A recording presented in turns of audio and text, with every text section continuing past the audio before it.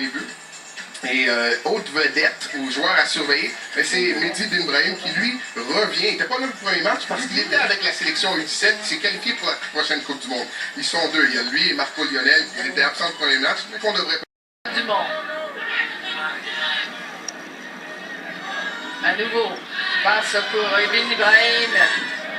Ah, qui a été fauché, pas. Non, il est ici, 7 du Coquitlam Métroford. Attaque du Québec. On a l'impression de devoir courir encore un petit peu plus que sur du gazon naturel, où des fois le gazon peut aider à ralentir la vitesse du jeu. Alors c'était effectivement 1 minute d'arrêt de jeu qu'on a ajouté et il n'en reste que quelques secondes. Il s'est qualifié pour la prochaine Coupe du Monde, titulaire dans cette équipe et grosse influence sur le jeu. Intervention solide ici sur Ben Ibrahim. Il se relève sans trop de mal. Oui, on voit la charge dans le dos ici. Le défenseur Casper Graham qui a dû se lancer pour pouvoir intervenir. Et le contact secoue.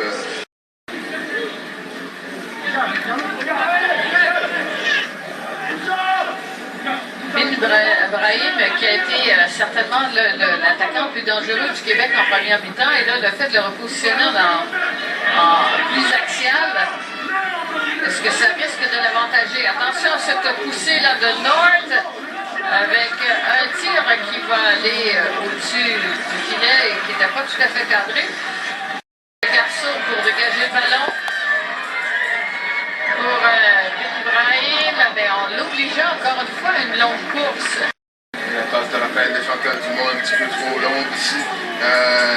L'idée est bonne, il sait qu'il doit aller vite parce que Mehdi a un petit peu d'espace.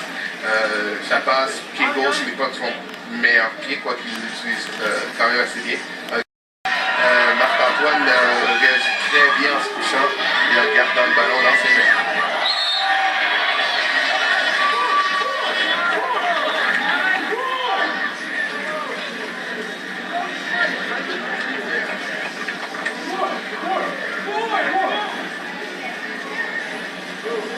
Alors, on annonce un autre changement du côté du Québec. Je pense qu'on va faire sortir Britgolf.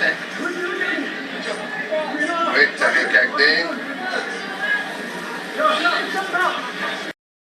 En maillot blanc, c'est Terre-Neuve et tout de suite une première attaque de Québec avec Ben Brahim qui passe sur le côté pour Charbonneau qui centre le ballon.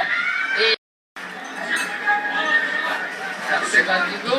Québec peut facilement se trouver derrière. Charbonneau, belle entente avec Ben Brahim. Le centre, oh! Quelle occasion ratée! Et une deuxième tentative, cette fois-ci, le gardien Piaoui était bien placé. Ballon qui est passé tout droit devant Ben Brahim.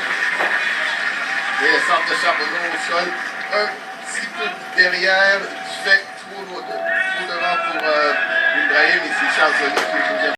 Jusqu'au centre, Joly oblige Ben Brahim à une longue course.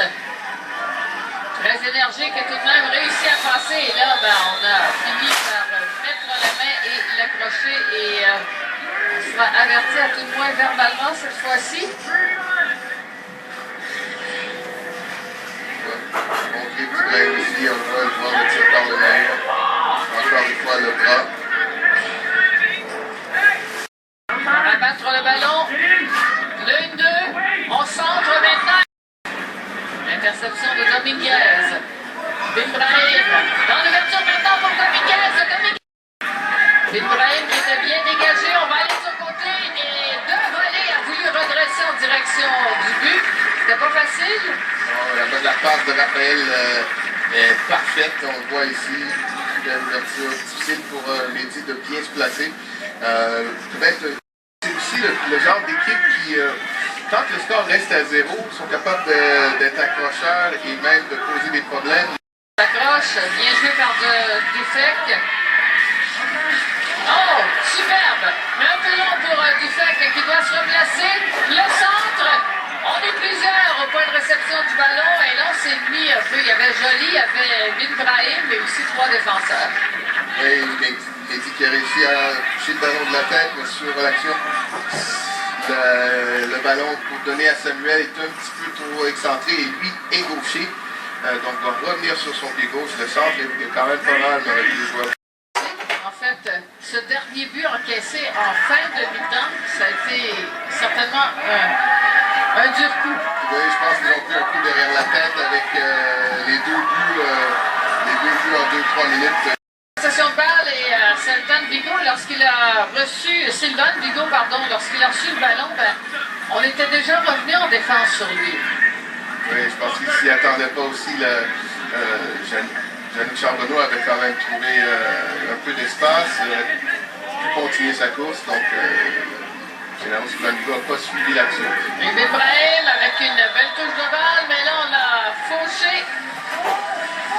Geste semble-t-il involontaire du côté de Slané, mais bon, alors un coup franc pour le Québec. Elle a été coupée nette dans sa course. Mehdi est difficile à suivre parce qu'il a une très bonne touche, donc il regarde le ballon très près et est capable de changer de direction rapidement, donc c'est difficile pour les joueurs défensifs de le suivre. Et on accélère, par contre, c'est Freddy qui a été là en premier. Ballon qui a été... Dominguez qui veut lancer Joly, la sortie de Pierre-Oué. Et la relance tout aussi vite, on sait que le temps presse. Joly derrière pour Sylvain Vigo, l'Ibrahim et hors-jeu avait été sifflé.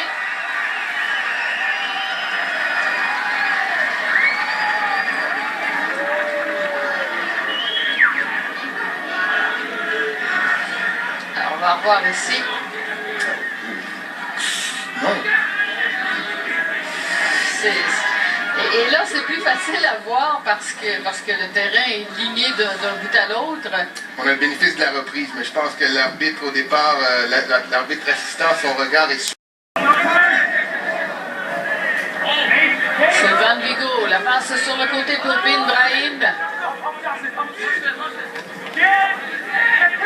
Derrière à Dominguez, Chantal Dumont. Bin Brahim. Encore du côté de Perrault, le nouveau venu.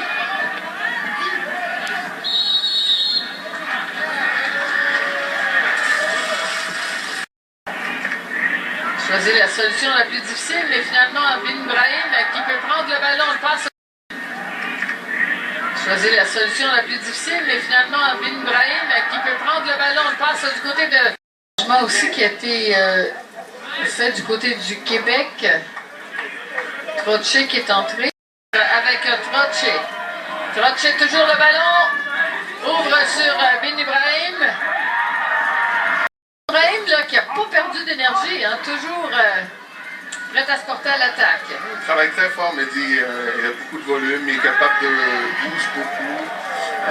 Donc il met beaucoup de pression sur la défensive parce qu'il est tout le temps en mouvement. On joue avec la Saint-Léonard.